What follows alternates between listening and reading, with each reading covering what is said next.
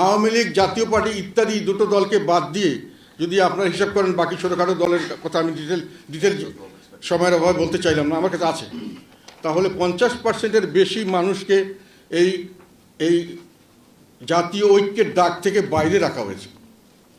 এখন স্বাভাবিকভাবে আমরা যেটা জানি, আপনারাও জানেন, বিল্ডিং একটা যখন স্ট্রাকচার বানানো হয়, যদি একটা সাইড বসে যায় আর একটা সাইড দাঁড়িয়ে থাকে, তাহলে বিল্ডিংয়ের মধ্যে একটা ক্র্যাক হয়, এবং ক্র্যাকটা হলে সেই বিল্ডিংটা ঝুঁকিপূর্ণ হয়, যে কোনো সময় ভেঙে যেতে পারে। এখন আমরা কিন্তু দেখতে পাচ্ছি যে এই ক্র্যাকটা সৃষ্টি করা হয়েছে, ওনারা কাউকে নিচে নামিয়ে দিচ্ছেন, কাকে উপরে রাখছেন।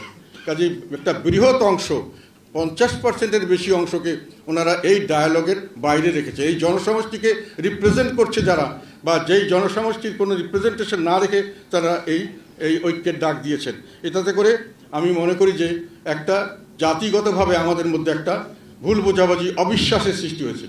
কাউকে যদি আপনি অবিশ্বাস করেন, তাহলে সে আপনাকে অবিশ্বাস করবে। কাউকে যদি আপনি ঘৃণা করেন, সে আপনাকে ঘৃণা করবে। কাউকে যদি আপনি নিশ্চিহ্ন করতে চান, সে আপনাকে নিশ্চিহ্ন করতে চাইবে। এটি হলো স্বাভাবিক নিয়ম। আপনি কাউকে ভালোবাসলে সে আপনাকে ভালোবাসবে, আপনি কাউকে বন্ধু হিসাবে ধরলে সে আপনার বন্ধুত্ব আপনার সঙ্গে করার জন্য আসবে। এটা হলো স্বাভাবিক নিয়ম। কাজে আমরা যেটা বুঝতে পারছি, আমরা চাই বা না চাই, দেশে একটা সংঘাতময়, ভাইয়ে ভাইয়ে ঘৃণা, সংঘাতময় অবিশ্বাসের পরিবেশ সৃষ্টি হয়েছে।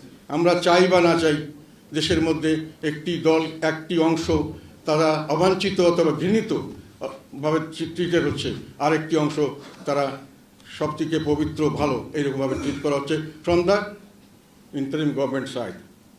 অ্যান্ড দ্যাট ইজ, সেটাকে আমরা মনে করি একটা সংঘাতপূর্ণ অবিশ্বাসের আবহাওয়া তৈরি হয়েছে। এখন অনেকে বলছেন, অনেকে আমি শুনি, এটা কথাটা সত্য মিথ্যা আমি জানি না, অনেকে বলছেন নাকি তাদের মধ্যে একটা আলাপ আলোচনা হয়েছে যে দুষ্টু গরুর চেয়ে শূন্য গোয়ালই ভালো। তার মানে দুষ্টু গরুকে ওনারা রাখবেন না।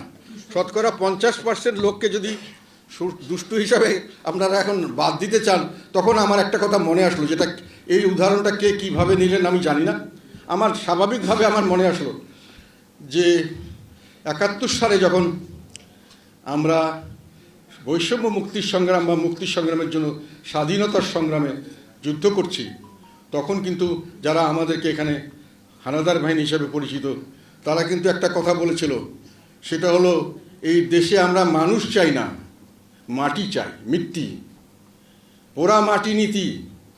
মানুষ সব এখানে গাদ্দার, বিশ্বাসঘাতক, এবং মানুষ এখানে হিন্দু।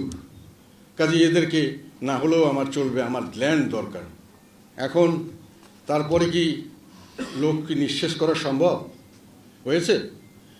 50% মানুষকে আপনি নিঃশেষ করে আপনি সব দুষ্ট গোল খালি করে দেশ, সুন্দর একটি দেশ তৈরি করবেন, এটা কি বাস্তবসম্মত কথা? এখন আমাদের যেটা পরিস্থিতি এর মধ্যে হয়েছে, এরপরে আমি আরেকটা পয়েন্টে আসছি, সেটা হলো আমরা বিভিন্নভাবে অবাঞ্ছিত হচ্ছি, সেটা পরে বুঝতেই পারছি। আমরা শান্তিপূর্ণ সমাবেশ, মিটিং, মিছিল করব, এটা আমাদের সাংবিধানিক অধিকার, আমাদেরকে দেওয়া হচ্ছে না। আমাদের পার্টি অফিস জ্বালিয়ে দেওয়া হচ্ছে আমাদের পার্টির কাজকর্ম করতে। তখনও কিন্তু কোনো ঘোষণা আসেনি যে আমরা অবাঞ্ছিত।